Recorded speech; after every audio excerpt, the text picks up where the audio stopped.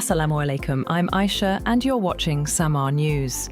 Here are today's headlines. Russian President Vladimir Putin has offered no compromise on his terms for ending the war in Ukraine on Friday and accused the European Union of attempting daylight robbery of Russian assets. Putin set out the Kremlin's stance on the war in the opening moments of his annual end-of-year press conference, a marathon event that typically runs for some 4 hours. He said he did not see readiness on the Ukrainian side to agree a peace deal, but there were certain signals it was willing to engage in dialogue.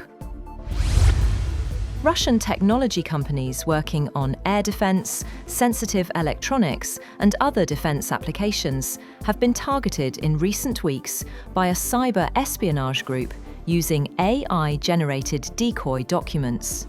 According to a cybersecurity analyst, the discovery by cybersecurity firm Intesa shows how AI tools can be easily harnessed for high-stakes operations and offers a rare look at hacking campaigns targeting Russian entities. Britain has imposed sanctions on individuals and organisations it said were linked to violence perpetrated against civilians in Syria, including some who financially supported former President Bashar al-Assad's government. A statement said the government measures were targeted at individuals involved in coastal violence in Syria in March, as well as historic violence committed during the country's civil war.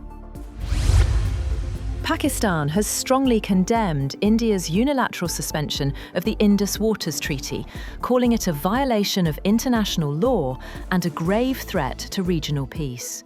Addressing foreign diplomats in Islamabad, Deputy Prime Minister and Foreign Minister Ishaq Dar warned that India's actions endanger millions of Pakistani lives and livelihoods. Dar said India's unilateral suspension of the treaty is against international law and the Vienna Convention. Sharif Osman bin Hadi, a prominent leader of Bangladesh's 2024 student uprising, has died in a Singapore hospital following a targeted assassination attempt. Hadi was considered a potential candidate for the Dhaka 8 constituency in upcoming elections. He was shot in the head on December 12 while travelling in an auto rickshaw in Dhaka by attackers on a motorcycle. He was immediately taken to Dhaka Medical College Hospital, where physicians reported severe brainstem damage. 7 people have been killed in the crash of a Cessna 550 business jet in Statesville, North Carolina, including former NASCAR driver Greg Biffle. The plane crashed at the Statesville Regional Airport in North Carolina. The North Carolina Highway Patrol said it is believed that Biffle and members of his immediate family were among those killed, but because of a severe post-crash fire, a formal confirmation has not been completed. The plane was registered to a company tied to Biffle.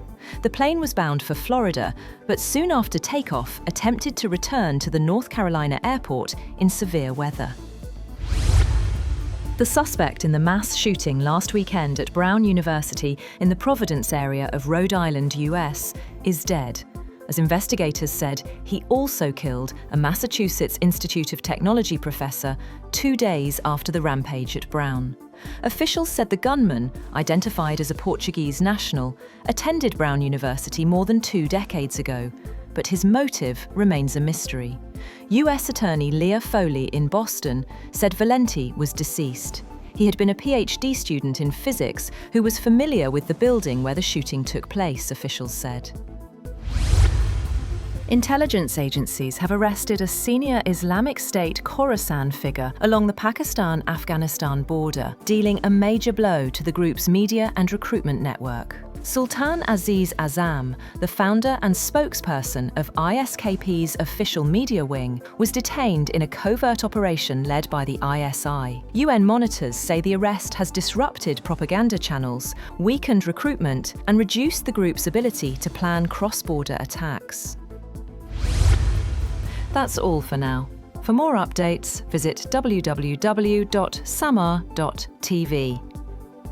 Thank you for watching Samaa News.